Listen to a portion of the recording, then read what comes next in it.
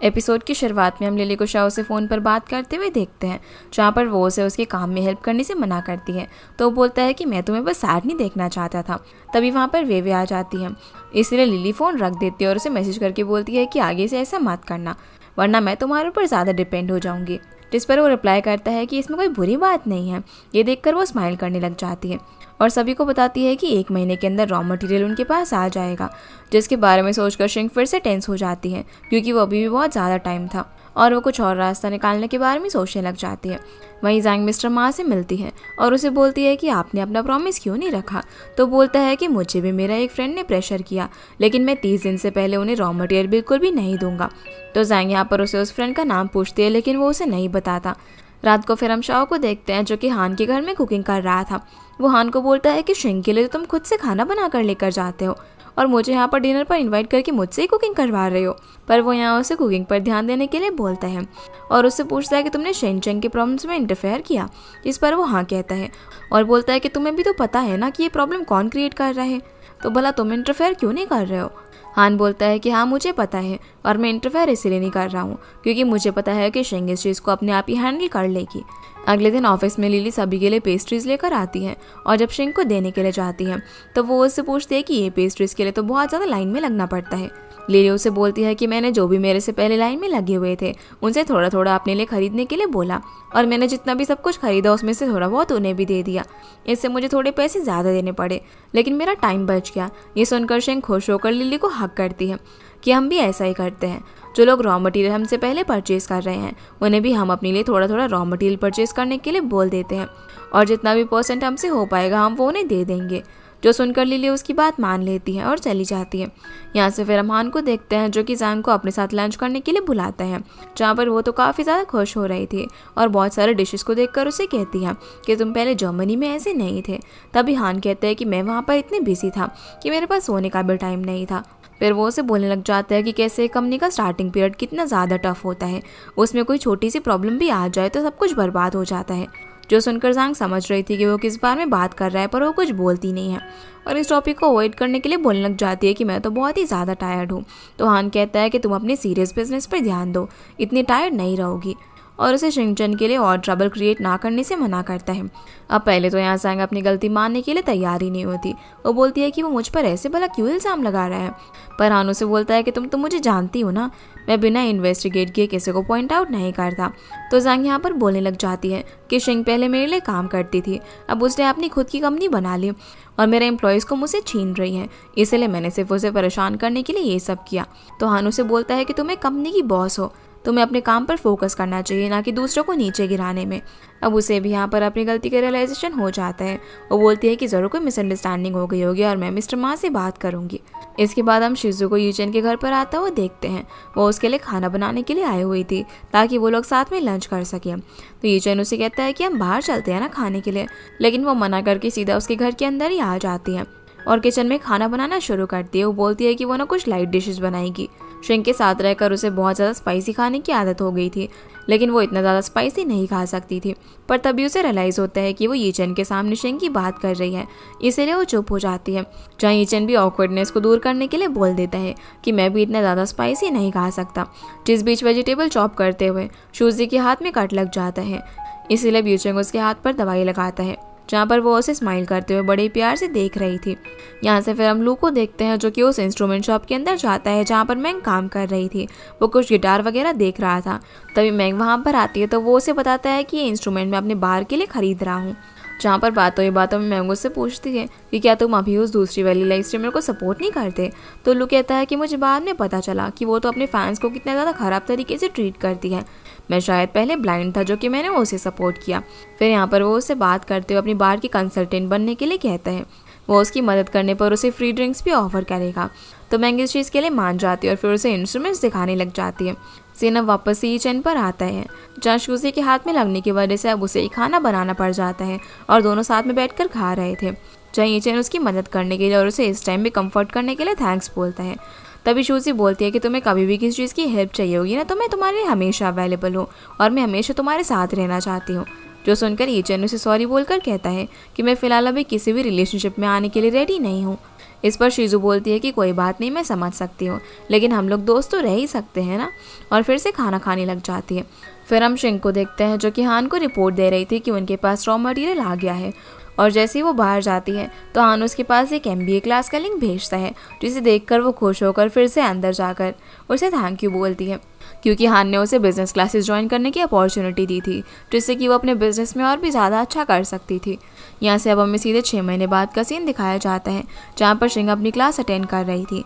Class के ख़त्म होने के बाद ही वो किसी मिस्टर मा को देखकर उनसे बात करती है और उन्हें अपना बिजनेस कार्ड देती है, लेकिन वो उसमें कोई भी इंटरेस्ट नहीं दिखाता और प्रोफेसर से जाकर बात करने लग जाता है। तभी वहाँ पर हान आता है और शिंग की नोट्स देखकर बोलता है कि क्या ये तुम्हारे हैं। शिंग भी उसे यहाँ पर देखकर सरप्राइज हो जाती है, पर फिर वो प्रोफेसर से बात करने के लिए चाहता है। अब यहाँ पर हान को देखते ही मिस्टर मा भी उससे बात करने लग जाता है और उसे अपना कार्ड देता है, लेकिन हान उससे ज़्यादा बात नहीं करता और प्रोफेसर से बात करने के लिए चला जाता है, जो देखकर सिंह सैड होकर कॉलेज के बाहर खड़ी हुई थी। तभी वहाँ पर मिस्टर मा आकर उसे कहता है कि अरे मुझे पता नहीं था कि आप हान को जानती हो। वो उसे अपना बिजनेस कार्ड देकर कहता है कि कुछ दिन बाद मैं आपको डिनर के लिए इन्वाइट करूँगा, और चला जाता है।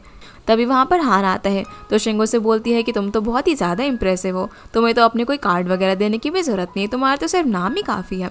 पर वो यहाँ पर उसे उसकी क्लासेस के बारे में पूछता है, तो बताती है कि उसे यहाँ पर बहुत ही कुछ सीखने को मिल रहा है, और इस अपॉर्चुनिटी के लिए वो उसे फिर से थैंक्स बोलती है। तो हान कहता है कि मुझे भूख लग रही है, इसलिए शिंगो उसे खिलाने के लिए कॉलेज की कैफेटेरिया में लेकर जाती है, जहाँ पर वो जैसे ही डिश लेकर आती है तो हान बोलता है एक तो ऐसे तुम मुझे इतनी कम ट्रीट्स देती हो, ऊपर से ये खिला रही हो। तो शिंगो से बोलती है कि यहाँ पर ये बहुत ज़्यादा पॉपुलर है, और उसे खाते हुए कहती है कि उस वक्त जब कॉलेज में हमें प्राइज़ मिला था उस वक्त मेरी ट्रीट थी, लेकिन तुम आई नहीं। तो हान बोलता है कि मैंने तुम्हें टेक्स्ट किया था कि मैं नहीं आ पाऊँगा क्योंकि मैं जर्मनी जा रहा हूँ। तभी शिंग याद करती है कि उस दिन उसका फ़ोन ही गुम गया था, इसी वजह से उसको हान का किया हुआ मैसेज नहीं मिला। उसी वक्त उसे जीजो का कॉल आता है कि किसी एम्प्लॉय से प्रिंटर के अंदर कुछ खराबी आ गई और वो चल नहीं रहा, जो सुनकर वो एकदम शॉक हो जाती है। अब हान उसे अपनी कार से कंपनी में ड्रॉप कर रहा था, जहाँ वो उससे पूछता है कि अब वो क्या करेगी। तो शिंग कहती है कि सबसे पहले मैं उस कंपनी को कॉन्ट्रैक्ट करके रिपेयरिंग के लिए बुलाऊंगी, और हमें सैंपल प्रोडक्ट के इंस्पेक्शन के लिए कोई प्रॉब्लम नहीं आएगी।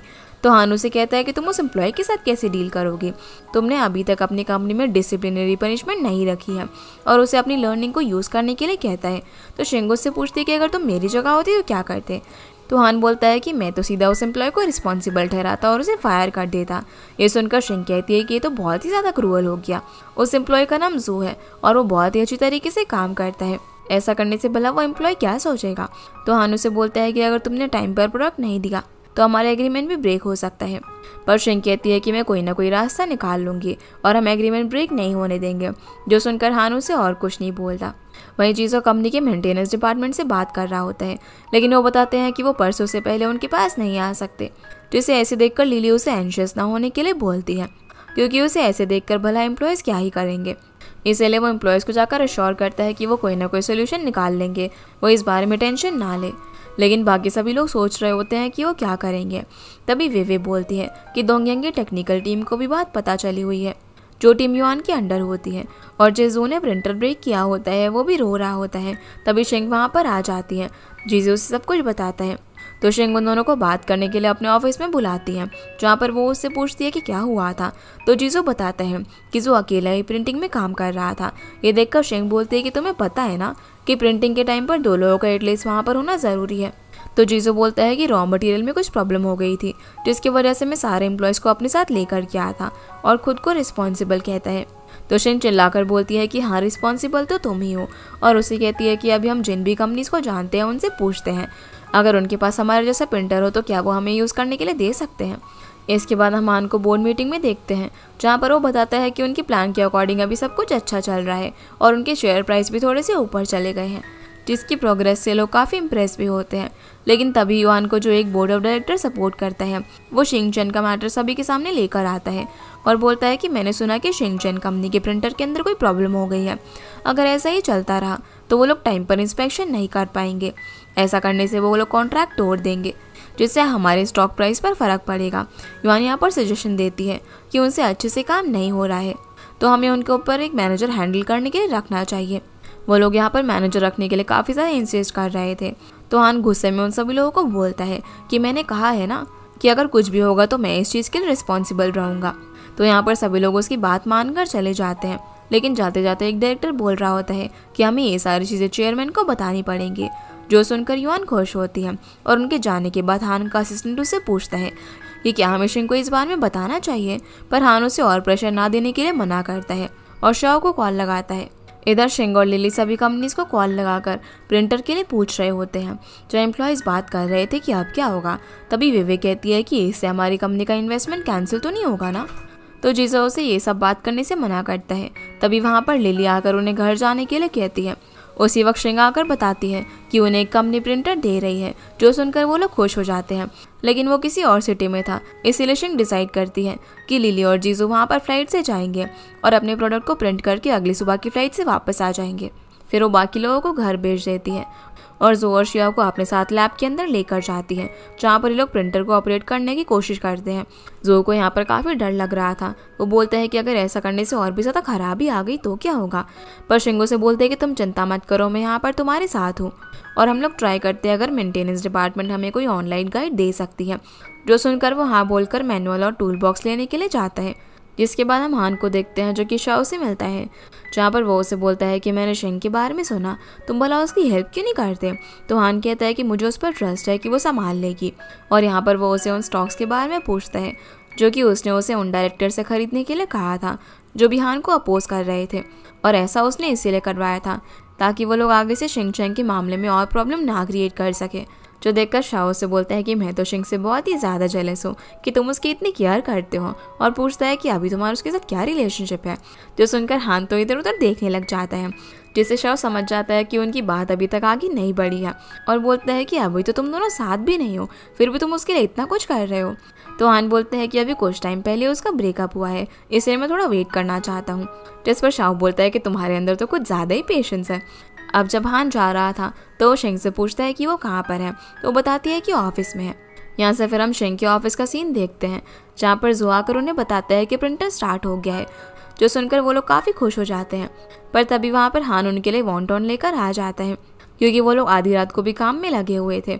जहाँ पर जो खाते हुए शिया से बोलता है कि क्या मुझे बॉस फायर कर देंगे, मुझे पता है कि मैंने गलती की है और मैं एक्सेप्ट भी करता हूँ, लेकिन मेरा बिल्कुल भी मन नहीं है हमारी कंपनी को छोड़कर जाने का। जो सुनकर शिया बोलते हैं कि तुम्हें इन सब चीज़ों के बारे में सोचने की ज़रूरत नहीं है, तुम शिंग को जानते हो वो इतनी हार्श पनिशमेंट नहीं देगी, और तुम्हें फ़िलहाल के लिए सिर्फ खाना खाकर काम पर फोकस करना चाहिए। तो इसके लिए वो हाँ बोलता है। वहीं हान शिंग के साथ उस कैबिन में होता है, जहाँ पर वो वॉन्टॉन खा रही थी, और वो उसे प्रिंटर के बारे में पूछता है। तो बताती है कि लिली और जीजो दूसरी सिटी में गए हैं एक प्रिंटर से हमारा मॉडल प्रिंट करने के लिए, और हमारा प्रिंटर भी ठीक हो गया है, तो मोस्टली कोई प्रॉब्लम नहीं होगी। हान उसे अब यहाँ पर पनिशमेंट की बात करता है कि तुम कोई भी एक्शन नहीं ले रही हो, इससे एम्प्लॉय का एटीट्यूड कैसा होगा। तो शिंगो से समझाती है कि गलती तो हम सबसे होती है ना, पर जो ने अभी प्रिंटर रिपेयर करके उसे सुधारा और उसे इस चीज़ का गिल्ट भी है।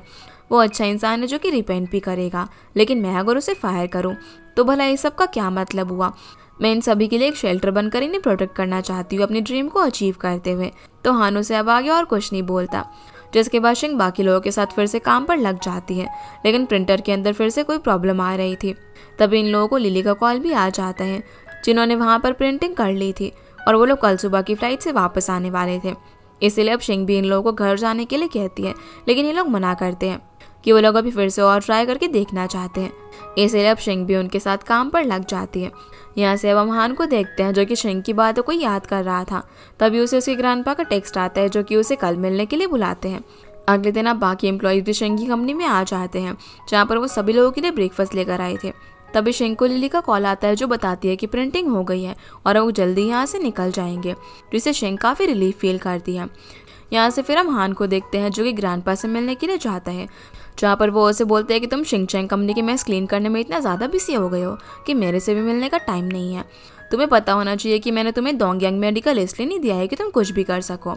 और उसे यहाँ पर प्लांट की लीव कट करके एग्जाम्पल देकर बताते हैं कि उसे ये पता होना चाहिए कि कब कौन सी कंपनी का इन्वेस्टमेंट उन्हें कट करना चाहिए।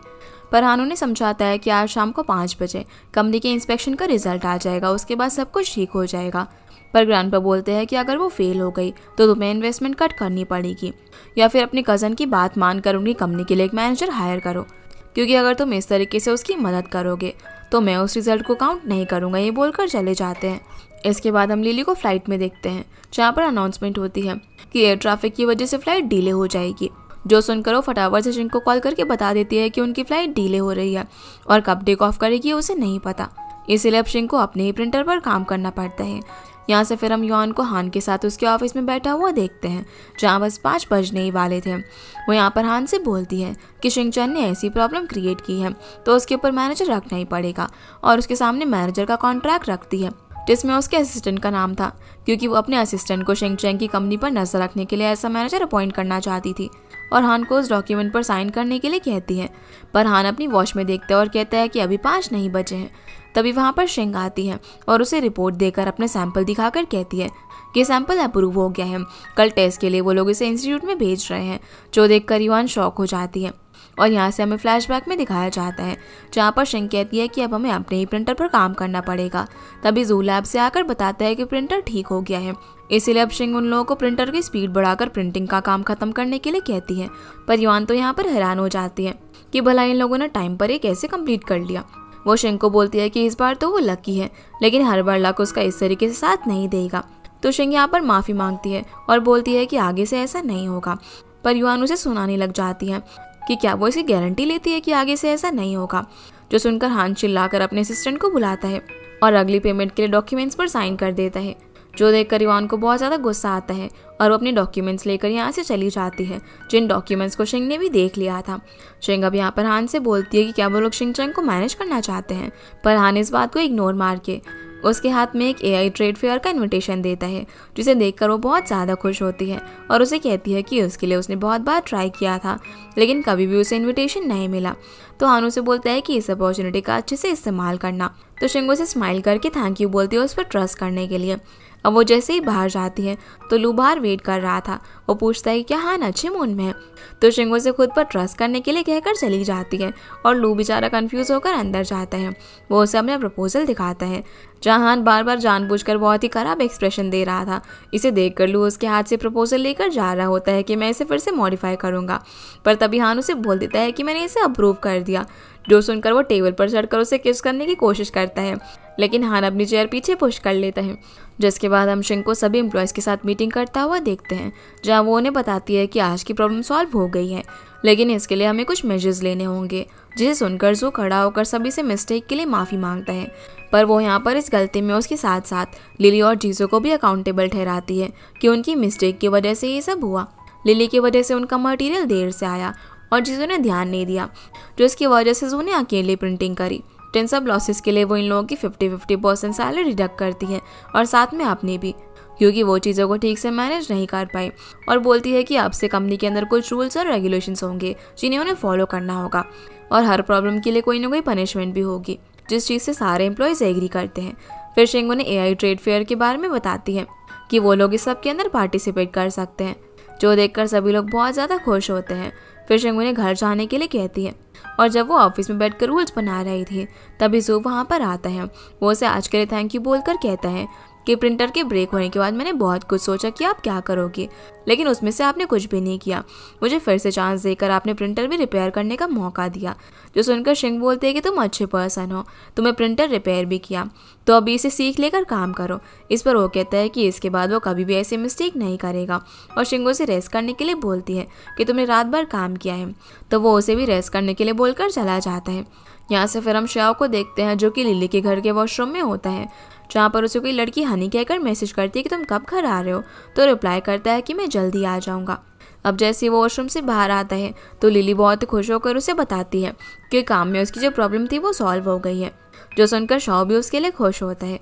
सीन अब शिंग पर आता है, जो कि अपने घर में थी। तभी उसे हान का मेल आता है ये पूछने के लिए कि क्या वो ट्रेड फेयर में आ रही है। जो देखकर वो खुश होकर कहती है कि वो एकदम रेडी है। तो हान बोलता है कि ठीक है, फिर वो 3 दिन बाद शेंसेन में मिलेंगे। साथ ही वो उसे यहाँ पर दाहुआंग के बारे में पूछकर उसकी फ़ोटोज़ भेजने के लिए कहता है, तो वो उसे उसकी काफ़ी सारी फ़ोटोज़ भेज देती है। अगला सीन अब हमें शेंसेन का दिखाया जाता है, जहाँ शिंग अपने होटल रूम में होती है और उस AI ट्रेड फेयर का शेड्यूल देखती है, जहाँ पर गेस्ट की ओपनिंग स्पीच हान देने वाला था। यहाँ से फिर हम लिली को शाओ के साथ लंच करते हुए देखते हैं। तभी शिंग का उसे ऑडियो आता है कि मैं पहुँच गई हूँ और मैं तुम्हारा वेट करूँगी। तो लिली कहती है कि मैं भी कल आ जाऊँगी। जो सुनकर शाओ बोलता है कि तुम अपने बॉस के साथ क्लोज लगती हो, तो वो उसे बताती है कि वो मेरी बेस्ट फ्रेंड है और बोलती है कि तुम मेरे बारे में जानने के लिए इतना क्यूरियस हो, लेकिन मैं तो तुम्हारे करियर के बारे में भी नहीं जानती। तो बताता है कि मैं इन्वेस्टमेंट करता हूँ मेडिकल फील्ड में। लिली पूछती है कि कौन सी कंपनीज में तुमने इन्वेस्ट किया है, लेकिन वो इस बात को अवॉइड करके फिलहाल उसे लंच करने के लिए बोलता है। सीन अब यहाँ से जीसू पर आता है, जो कि ऑफिस में बैठकर एआई फेयर के लिए फाइल तैयार कर रहा था। तभी शेंग आकर उसे अपने साथ लंच करने के लिए कहता है, लेकिन वो मना कर देता है। वो उसे कहता है कि मुझे पता है कि तुम प्यार में हार गए हो, लेकिन अपनी हेल्थ को भी देखो, तुम दिन भर काम के अंदर लगे रहते हो। तो जीसू उसे बोलता है कि पहले जब मुझे पता चला कि लिली का बॉयफ्रेंड है तो मुझे बुरा लगा, लेकिन फिर उसे रियलाइज हुआ कि वो तो उसके बॉयफ्रेंड के सामने कहीं पर भी स्टैंड नहीं करता, क्योंकि उसके पास कुछ भी नहीं था। इसीलिए फिलहाल वो अपना सारा ध्यान काम में लगा रहा था। जो सुनकर शेंग उसे ऐसे सोचने से मना करता है और उसके लिए खाना लेने के लिए चला जाता है, जिससे कि जीजू भी थोड़ा सा सैड हो जाता है। इसके बाद हम शेंग को देखते हैं, जो कि सभी गेस्ट के बारे में पूरी इन्फॉर्मेशन पढ़ रही होती है। वो पढ़ने के बाद तभी उसे उसकी फ्रेंड्स का एक कॉन्फ्रेंस कॉल आ जाता है, जिनसे बात करते करते वो थोड़ी स्ट्रेचिंग करने लग जाती है, क्योंकि बैठे बैठे उसकी कमर में दर्द हो गया था। जहाँ मैंगो से होटल में ऐसे ही बैठे रहने से मना करती है और जाकर इस होटल का खाना ट्राई करने के लिए बोलती है। अब जैसे ही सभी लोग फ़ोन रखते हैं तो हम शीजू को देखते हैं, जो कि लीचेंग को मैसेज करके उसके साथ कल ड्रामा देखने चलने के लिए पूछती है, लेकिन वो मना कर देता है, क्योंकि वो शिंगांग हॉस्पिटल में इंटरव्यू के लिए प्रिपेयर कर रहा था, जिसके लिए शूजी उसे बेस्ट ऑफ लक कहकर अपने अंकल को कॉल करती है। इसके बाद हम लोग को देखते हैं, जो कि अपनी बार की प्रिपरेशन के लिए किसी से फ़ोन पर बात कर रहा था। फ़ोन रखने के बाद वो मैंग की लाइव स्ट्रीमिंग देखने लग जाता है, जिसमें कोई उससे शादी करने के लिए कह रहा था। ये देखकर लो मैंग को बहुत सारे गिफ्ट्स भेज देता है और उसे थैंक यू बोलता है।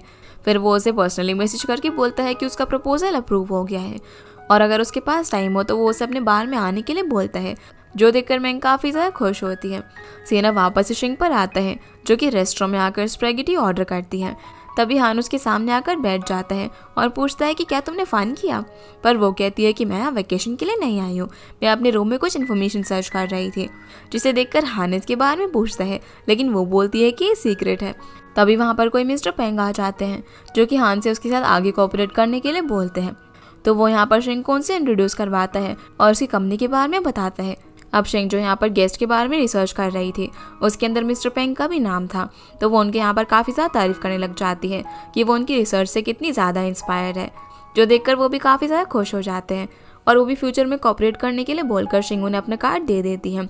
जिसे देखकर हान तो काफ़ी ज़्यादा हैरान रह जाता है और शिंग से बोलते हैं कि अच्छा तुम ये सब करने में लगी हुई थी, तुम्हें तो पीआर डिपार्टमेंट की कोई भी ज़रूरत नहीं है। जो सुनकर शिंग हंसने लग जाती है। यहाँ से अब हम मैंग को देखते हैं, जो कि लू के बार में आती है, जहाँ पर सब कुछ डेकोरेट हो गया था। लू अब उसे स्टेज पर लेकर जाता है, जहाँ पर इंस्ट्रूमेंट्स वगैरह लगे हुए थे और गाना गाने लग जाता है, लेकिन वो बिल्कुल भी अच्छा नहीं गा रहा था, जिसे सुनकर मैंग हंसने लग जाती है। पर फिर लू उसे गाने के लिए बुलाता है और जब वो वहाँ पर गा रही थी तो वो उसे काफ़ी अटेंटिवली सुन रहा था। जैसे वो गाना ख़त्म करती है तो लू उसे अपने बार के अंदर सिंगिंग के लिए इन्वाइट करता है। मैंग बोलती है कि वो इसके बारे में सोचकर उसे बताएगी, जहाँ पर लो उसे देखते हुए मन में सोच रहा था कि मैं पहले भला इसे क्यों हेट करता था। अब वो उसे बार के काउंटर पर लेकर जाता है और उसके लिए खुद से एक कॉकटेल बनाता है, जिसे जब मैंग ट्राई करती है तो वो उसे काफ़ी पसंद आता है और वो मेन्यू देखकर उसे ड्रिंक्स के अच्छे अच्छे नाम सजेस्ट करने लग जाती है। जहाँ पर लू बोलता है कि सीक्रेट लव के लिए भी कोई ड्रिंक होनी चाहिए जो कि ना ज़्यादा स्ट्रॉन्ग हो और काफ़ी ब्यूटीफुल भी दिखनी चाहिए। जिसके बाद हम उसी रेस्टोरेंट के अंदर जांग को आता हुआ देखते हैं, जहाँ पर हान और शिंग बैठे हुए थे। वो उन्हें देखकर हान की साइड में आकर बैठ जाती है और बोलती है कि मुझे पता तुम यहाँ पर मिलोगे। फिर वो शिंग से कहते हैं कि तुम्हारी नई कंपनी होने के बाद भी तुम यहाँ पर पार्टिसिपेट कर रही हो, इसीलिए लोग बोलते हैं कि अगर अच्छा इन्वेस्टर मिल जाए तो कंपनी ट्रैक पर आ जाती है। पर हान उसे बोलता है कि शिंग चंग अपनी स्ट्रेंथ की वजह से यहाँ पर आई है और टाइम की बात है, बस मैंने तो उन्हें यहाँ पर थोड़ा सा पहले इन्वाइट कर दिया। इस पर जैंग बोलती है कि उनकी कंपनी भी पार्टिसिपेट कर रही है तो उनका स्टॉल भी देखने आने के लिए बोलती है, क्योंकि तुम भी हमारी एम्प्लॉय थी। जो सुनकर शिंग बोलती है कि मुझे कंपनी से बहुत ही अनप्लेजेंट तरीके से जाना पड़ा और सब लोगों ने मुझे मिस्टर जू के लिए ब्लेम किया था, लेकिन अब मैं देखती हूँ तो मुझे पता चला कि किसी न किसी को तो स्केपगोट बनाना ही पड़ता है। जांगो से बोलती है कि मुझे नहीं पता था कि तुम्हें अभी भी सब के लिए बुरा लग रहा है, और हान से बोलती है कि ये रेस्टोरेंट मैंने तुम्हें तब सजेस्ट किया था जब मेरी कंपनी बिल्कुल नई थी और तुमसे कनेक्शन बनाने के बाद यहाँ तक पहुँची है, जैसे कि शिंग की कंपनी। तभी शिंग उठकर बोलती है कि उसे कुछ काम है, तो हान भी उसे ओके बोलता है, जिससे वो और ज़्यादा गुस्सा होकर चली जाती है। इसी रेस्टोरेंट के अंदर हम चैंग को भी देखते हैं, जो कि इनकी टेबल के थोड़ी दूर पर ही बैठा हुआ था। शिंकी जाते ही यहाँ पर उसकी स्पैगेटी आ जाती है, जिसे देखकर जैंग स्माइल करके कहती है कि तुम्हें अभी भी ये पसंद है, जैसे कि हम दोनों को ये पहले पसंद थी। तो आन वेट्रेस को इसे पैक करने के लिए कहता है और बोलता है कि शिंग अभी तुम्हारी कंपनी की एम्प्लॉय नहीं है, तो पिछली बात मत किया करो। लेकिन वो कहती है कि मैं तो बस कुछ पुरानी बात करना चाहती थी, मुझे क्या पता था कि वो अभी तक उस बात को नहीं भुला पाई है। तभी वो वेट्रेस उसे पैक करके लेकर आती है, जिसे लेकर हान उसके लिए भी एक स्पैगेटी ऑर्डर करके खाने के लिए बोलकर खुद वहाँ से चला जाता है। यहाँ से अब हम शिंग को देखते हैं, वो सी साइड पर होती है। तभी उसे मैंग का मैसेज आता है कि स्पैगेटी कैसी थी, तो बोलती है कि मैं इतना गुस्सा थी कि मैंने खाई ही नहीं। तभी उसे लिली का कॉल आ जाता है और पूछती है कि क्या हुआ, तो वो यहाँ पर जैंग का नाम ले देती है, जो सुनकर लिली बोलती है कि कहीं तुम जैंग और हान का फ्लर्टी रिलेशनशिप देखकर गुस्सा तो नहीं हो। पर शिंग मना करती है और उसे बोलती है कि मैं तुम्हारे यहाँ पर आने का वेट कर रही हूँ। दूसरी तरफ जैंग अकेले वाइन पी रही थी, तो चैंग उसके पास आकर बैठ जाता है और उसे बोलता है कि तुम्हारा कंपटीशन बिल्कुल भी इजी नहीं लग रहा है। जिस पर वो बोलती है कि मैं अभी हारी नहीं हूँ, और बोलती है कि तुम तो ऐसे फोरम्स वगैरह के अंदर आना पसंद नहीं करते, तो इस बार क्यों आए हो। जहाँ वो इनडायरेक्टली उसे बोल देता है कि वो सिर्फ उसी के लिए यहाँ पर आया है। फिर वो यहाँ पर उसे एक नेकलेस देता है, जो कि उसने रिसेंटली एक ऑक्शन के अंदर खरीदा था, जिसे देखकर जैंग कहती है कि आपको मुझे पैम्पर करने की ज़रूरत नहीं है। पर वो कहता है कि मैं तुम्हारी केयर करता हूँ, इसीलिए सब दे रहा हूँ। तुम डोंगयांग की इन्वेस्टमेंट वापस कर दो और मैं तुम्हारी कंपनी में इन्वेस्ट करूँगा। लेकिन वो साफ मना करके उसका नेकलेस वापस कर देती है कि काफ़ी एक्सपेंसिव गिफ्ट है, इसे मैं नहीं रख सकती। पर चैंग वाइन पीते हुए उसे बोलता है कि मैं तुम्हारा वेट करूँगा। उसे फिर से सोचने के लिए बोलता है। सीना वापस से शिंग पर आता है, जो कि जब बैठी हुई थी तभी हान उसके लिए स्पैगेटी लेकर आ जाता है, और जब वो उसे खा रही थी तो हान बोलता है कि जैंग भी बॉस है, तुम्हें उससे ऐसे बात नहीं करनी चाहिए, इससे वो तुम्हारे ऊपर और ट्रिक्स प्ले करेगी। शिंग कहती है कि अगर मैं कुछ बोलूँगी नहीं तब भी वो कुछ ना कुछ तो करेगी। तो हान बोलता है कि इससे प्रॉब्लम और भी ज़्यादा ख़राब हो सकती है। वो उसे यहाँ पर रॉ मटेरियल की बात बता देता है कि कैसे उसी की वजह से उनकी रॉ मटेरियल की डिलीवरी देर से हुई थी, जो सुनकर वो हैरान हो जाती है। तो हान उसे कहता है कि ये देखो तुम कितनी जल्दी इमोशनल हो गई, इस सब को कंट्रोल करो, और फिर काम करने के लिए चला जाता है। इसके बाद हम शाम को समिट का सीन देखते हैं, जहाँ पर हान कुछ लोगों से बात कर रहा था, तो उसे देखकर शिंग अपनी सीट पर आकर बैठ जाती है। अब जैसे ही समिट शुरू होता है तो हान को ओपनिंग स्पीच के लिए स्टेज पर बुलाया जाता है। वो यहाँ पर काफ़ी अच्छे से स्पीच देता है और सभी लोगों को बताते हैं कि कैसे मेडिकल इंडस्ट्री चेंज हो रही है, अब कैसे इतनी सारी नई नई टेक्नोलॉजीज आ गई हैं, और सभी लोगों को अच्छी तरीके से काम करके कंट्री के लिए कंट्रीब्यूट करने के लिए कहता है। जिसके बाद ये लोग एक क्वेश्चन एंड आंसर राउंड रखते हैं, जहाँ पर हान कुछ लोगों के सवालों के जवाब देता है। शिंग यहाँ पर बार बार अपना हाथ खड़ा करती है उसे सवाल पूछने के लिए, लेकिन वो उसका क्वेश्चन एक बार भी पिक नहीं करता। लेकिन जब एंड में शिंग ने होप्स छोड़ दी थी, तभी वो उसे चांस दे देता है सवाल पूछने के लिए। शिंग उसे पूछती है कि अगर एंटरप्राइज कोई नया ट्रेंड लेकर आए तो क्या वो ज़्यादा कॉम्पिटिटिव होगा, जो सुनकर हान बोलता है कि ये सब सिर्फ इंस्पिरेशन बुक्स के अंदर पढ़ने के लिए मिलता है, लेकिन कोई पर्सन ही नहीं कर सकता, और ट्रेंड स्टार्ट करने से अच्छा है कि हम चलते हुए टाइम के साथ अपॉर्चुनिटी को लेकर काम करें। अगर हम सही काम सही टाइम पर कर सके, उससे हमें सक्सेस मिलेगी। वो उसे समझाता है कि कैसे स्टार्टअप कंपनीज को सबसे पहले अपने बस स्पेशलाइजेशन पे फोकस करना चाहिए। और जब शिंग बैठने वाली थी तभी हान उसे सभी के सामने यहाँ पर इंट्रोड्यूस करवाता है कि कैसे उसने उसकी कंपनी में इन्वेस्ट किया हुआ है, और वो लोग 3D प्रिंटिंग करते हैं, जो सुनकर शिंग खुश होकर सभी लोगों को अपनी प्रोडक्ट के बारे में बताने लग जाती है, और सभी लोग उसकी तारीफ भी करते हैं। समिट के बाद चेन युआन के पास आकर उससे बोलता है कि हान जहाँ पर भी जाता है स्पॉटलाइट ले लेता है। इस समिट के बाद कितने सारे लोग उसके साथ कोऑपरेट करना चाहते होंगे, उसके साथ compete करना कितना ज़्यादा हार्ड होगा ना। वो उसे बोलता है कि यहाँ से जाने के बाद क्या हम साथ में टी पीने चलें, पर युआन कहती है कि वो इंटरेस्टेड नहीं है। लेकिन वो बोलता है कि आप हमारे साथ क्यों काम नहीं करना चाहती हो, इससे आपका ये फ़ायदा होगा। लेकिन युआन सिर्फ स्माइल करके चली जाती है, जो सब कुछ हान का असिस्टेंट देख रहा था। यहाँ से अब हम जीजो को देखते हैं, जो कि कमरे के अंदर बैठकर हान की स्पीच देख रहा था। तभी शेंग वहाँ पर आकर उसे कहता है कि इसे छोड़ो और तुम लिली के साथ वहाँ पर जा रहे हो तो अपनी रिलेशनशिप को आगे बढ़ाना। पर वो कहता है कि उसका ऑलरेडी बॉयफ्रेंड है। तो शेंग कहता है कि मुझे ऐसा नहीं लगता, शायद तुम्हें रिजेक्ट करने के लिए उसने ऐसा बहाना बनाया। तभी वहाँ पर लिली आकर पूछने लग जाती है कि तुम लोग क्या बात कर रहे हो।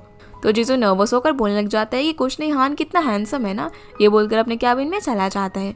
यहाँ से फिर हम शिंग को देखते हैं, जो कि हान को थैंक यू मैसेज भेजना चाहती थी, लेकिन उसे समझ नहीं आ रहा था कि वो क्या लिखे। उसी वक्त उसे हान का कॉल आ जाता है। वो उसे कल होने वाले एग्जीबिशन का पूछता है, तो शिंग बताती है कि कल लिली और जीजो आ रहे हैं और उसे आज के लिए थैंक यू बोलती है, जिस पर वो उसे सिर्फ हम रिप्लाई करता है। इसी बीच हान को दूसरे फ़ोन पर मिस्टर पेंग का कॉल आता है। इसीलिए वो सीधा शिंग का कॉल रख देता है, जिससे वो थोड़ी अनॉय होकर कहती है कि इसी ने मुझे कॉल किया और अब सिर्फ हम बोलकर कॉल रख दिया। अगला दिन अब एग्जीबिशन का होता है जहाँ पर काफ़ी सारे लोग आए हुए थे, लेकिन शिंग चैंग का बूथ एक रिमोट जगह पर होता है तो ज़्यादा लोग नहीं आ रहे थे, जिसे देखकर शिंग को उसके एम्प्लॉयज़ कहते हैं कि यहाँ पर तो कोई नहीं आ रहा है, हमें भी हानाई की तरह एक अच्छी लोकेशन लेनी चाहिए थी। लेकिन शिंग उन्हें डिस्करेज ना होकर अपने 2 एम्प्लॉयज़ को लीफलेट देने के लिए बोलती है। वो अब यहाँ पर किसी डायरेक्टर शो से बात करती है और उन्हें अपने प्रोडक्ट के बारे में बताती है, जिससे वो काफ़ी इंप्रेस हो जाता है और बोलता है कि वो लोग बाद में ज़रूर कॉपीराइट करेंगे, जिसे देखकर जीजू काफ़ी ज़्यादा खुश हो जाता है, उसकी तारीफ़ करता है। लेकिन शिंगू से बोलती है कि अभी उसे इतना खुश होने की ज़रूरत नहीं है, क्योंकि जब तक वो लोग बाद में नाम मिल ले तब तक उन लोगों को ये श्योर नहीं होता कि लोग उनके साथ कॉपीराइट करेंगे भी या फिर नहीं। अब वो हानाई टेक्नोलॉजीज की बूथ में जाती है उनके प्रोडक्ट को देखने के लिए। तभी मिस्टर चैन आकर उसे पहचान लेता है, जो देखकर वो शॉक हो जाती है। तो वो उसे बताता है कि उसने भी स्टार्टिंग में फेलियर के बाद सीखा था। जहाँ शिंगो से पूछते हैं कि प्रोडक्ट बनाने के बाद उसे मार्केट में लाने में उसे कितना टाइम लगा, तो वो 2 साल बताता है, जो सुनकर वो कहती है कि इतना जल्दी। पर चैन बोलता है कि इन्वेस्टर इतना टाइम वेट नहीं कर सकते और फिर काम के लिए बोलकर चला जाता है। जहाँ शिंग उनके प्रोडक्ट्स को देख रही थी, तभी उसके पास हान आता है, जिससे वो बताती है कि हानाई कितनी ज़्यादा एडवांस है, अगर उन्हें उनके साथ कम्पीट करना पड़ा तो उनका क्या होगा। इस पर हान बोलता है कि तुम इतनी जल्दी उसके बारे में क्यों सोच रही हो, अभी किसी भी कंपनी को अपना इमेजिनरी एनिमी मत बनाओ। तो शिंग बोलती है कि तुम्हें क्या लगता है कि क्या कभी हम लोग भी हानाई की तरह आगे बढ़ेंगे। इस पर हान कहता है कि तुम्हें क्या लगता है इतना पैसा मैंने चैरिटी करने के लिए इन्वेस्ट किया हुआ है तुम्हारे अंदर, जो सुनकर वो हंसने लग जाती है। उसी वक्त उसे मिस्टर पेंग का कॉल आ जाता है, तो वो उनसे बात करने के लिए जाता है और शाओ सॉन्ग से पूछती है कि क्या आज मिस्टर हान फ्री है। तो वो उसे बताता है कि उसकी आज 7 बजे इंपॉर्टेंट मीटिंग है। इसलिए अब शिंग उसे थैंक यू बोलने के लिए 8:30 बजे एक रेस्टोरेंट में उसके साथ अपॉइंटमेंट बुक करती है कि वो हान का वहाँ पर वेट करेगी। यहाँ से अब हम लिली को देखते हैं, जो कि एक क्लाइंट से बात कर रही थी। तो वो उसे कॉपरेशन की बात करने के लिए डिनर पर इनवाइट करता है, जिसके लिए लिली मान जाती है। जिसे उसे बोलता है कि वो भी उसके साथ चलेगा, इससे मुझे नेगोशिएशन सीखने को मिलेगा। तो लिली हाँ बोल देती है, जिनकी ये बात है जिशिंग भी सुन लेती है और उसे लिली का ख्याल रखने के लिए बोलती है। तो लिली कहती है कि वो तो हम बाद में देखेंगे कि किसे किसका ख्याल रखना पड़ेगा, जो सुनकर चीज़ों स्माइल करने लग जाता है। और इसी के साथ ये एपिसोड यहीं पर ख़त्म होता है। तो गाइस, ये थी आज की वीडियो एंड आई होप आप लोगों को ये एपिसोड पसंद आया होगा। तो प्लीज़ इस वीडियो को लाइक कर चैनल को सब्सक्राइब ज़रूर कीजिएगा। आपसे फिर मिलते हैं इस ड्रामा के अगले एपिसोड में, तब तक के लिए गुड बाय।